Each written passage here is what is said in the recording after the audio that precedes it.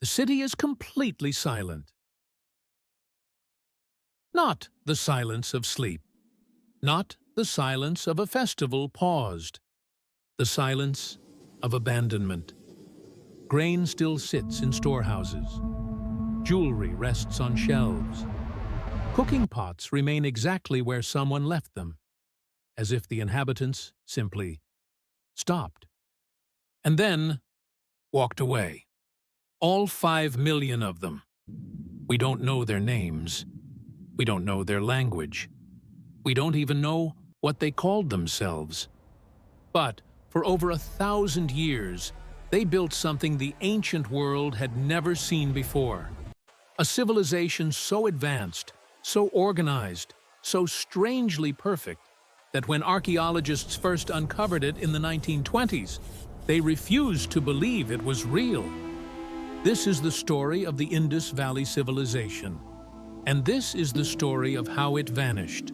Completely. In a way that still has no explanation. Stay until the end. Because the truth is stranger than anything you've been taught. 4,000 years ago, while Egypt was building pyramids and Mesopotamia was writing its first laws, something extraordinary was quietly happening in the river valleys of what is now Pakistan and northwest India. Cities were rising from the earth.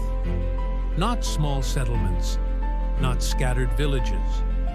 Cities. Here is what makes the Indus Valley Civilization different from every other ancient civilization we know.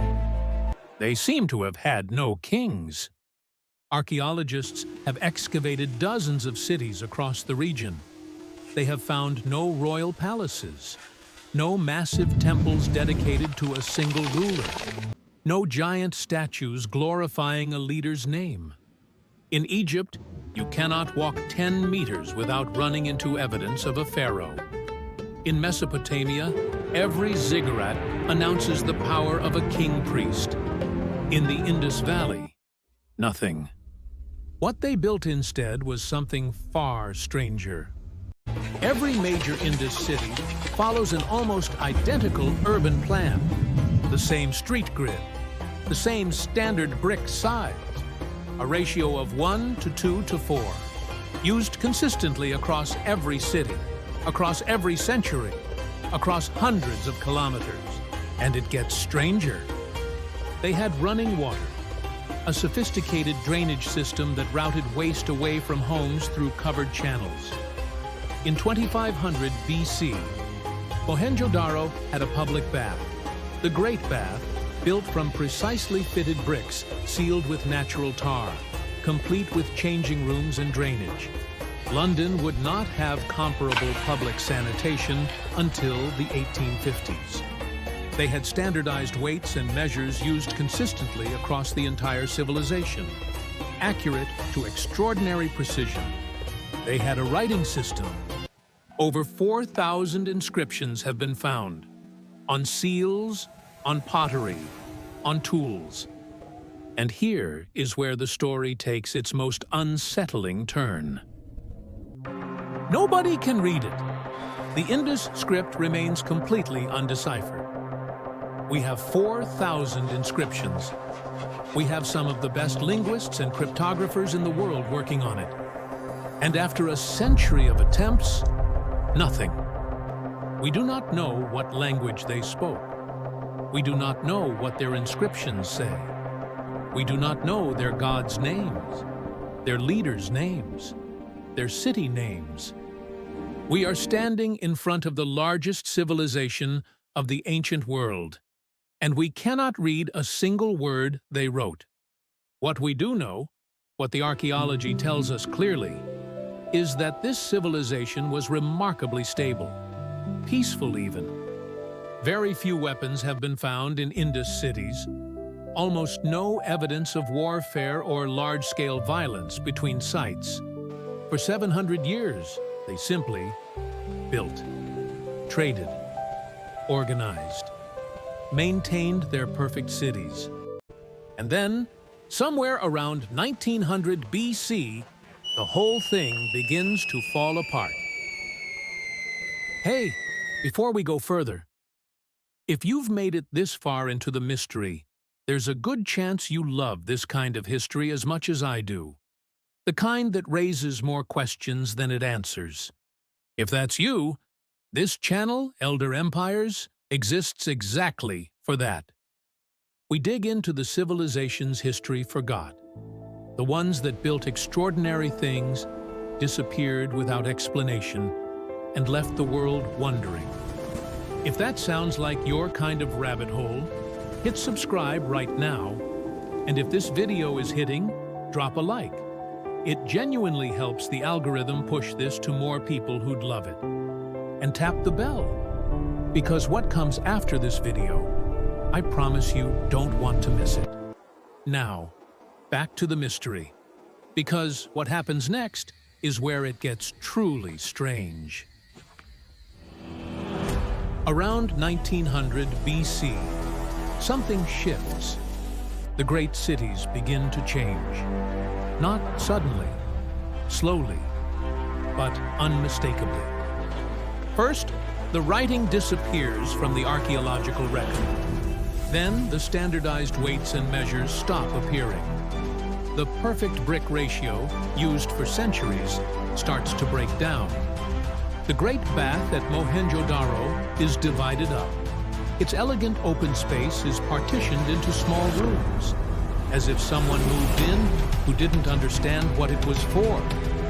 The urban planning, that impossibly precise urban planning, begins to deteriorate.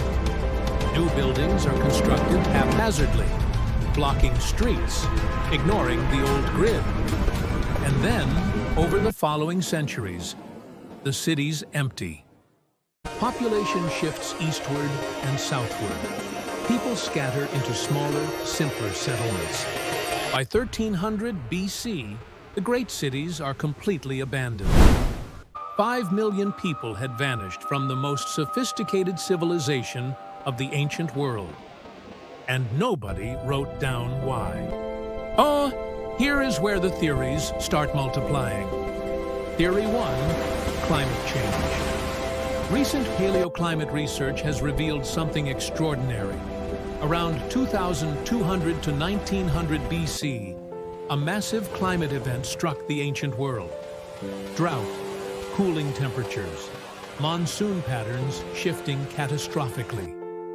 This same event, sometimes called the 4.2 kilo-year event, appears to have contributed to the collapse of the Old Kingdom in Egypt, the destabilization of Mesopotamia, the disappearance of several Bronze Age cultures across Asia. And in the Indus Valley, the rivers that fed the great cities, the Ghaggar-Hakra river system, may have begun drying up.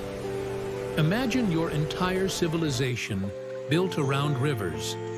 Rivers that irrigate your crops, fill your baths, flow through your drainage systems. And then the rivers start dying. Theory 2. The rivers moved. Geological surveys suggest the course of major rivers in the region shifted dramatically around this period. The Ghaggar-Hakra, once a mighty river running through the heart of the civilization, may have dried up almost entirely, as the Himalayan glaciers feeding it were captured by other river systems. For cities built on its banks, this wasn't a problem that could be solved by better engineering. It was a death sentence written in geography. The truth, and this is what makes the Indus Valley Civilization so haunting, is that the answer is almost certainly not one of these. It is probably all of them. Climate stress weakened the agricultural base. Rivers shifted, cutting off water supplies to entire regions. Disease followed drought and disruption. Trade networks, which had connected Indus cities to Mesopotamia and Central Asia, began breaking down. And the population, rather than collapsing in a single catastrophic moment, made a rational choice. They left. They moved eastward toward the Ganges Plain, where rainfall was more reliable. They dispersed into smaller communities, abandoning the great urban centers that could no longer sustain them. It wasn't a collapse of people. It was a collapse of a way of life. The cities didn't fall. They were abandoned, which in some ways is even more haunting. The civilization that replaced them, or rather, that grew from their dispersal, was the Vedic culture that would eventually give rise to Hinduism, to Sanskrit, to the great traditions of the Indian subcontinent. Some archaeologists now believe that many of the people who built Mohenjo-daro and Harappa are the ancestors of hundreds of millions of people alive today. Their script may be lost. Their kings' names may be lost. Their gods' names may be lost. But they did not simply disappear. They transformed. The Indus Valley Civilization reminds us of something uncomfortable, that the greatest civilizations in history are not always the ones we remember. That a society can be extraordinary, peaceful, organized, technologically advanced, thriving for 7 centuries, and still vanish so completely that 3,000 years later, we stand in front of its ruins and cannot read its name. We don't know what they called themselves. We only know what they built. And what they built was extraordinary. Next time on Elder Empires. An empire that took 3 centuries to build. An army that rewrote the map of southern India. A city of 500,000 people at a time when London had fewer than 60,000. And then, in a single afternoon, in 1565, gone. India's greatest empire destroyed. The fall of Vijayanagara, gone in one day. That story is coming next. And I promise you, the way it ends is something you will not forget.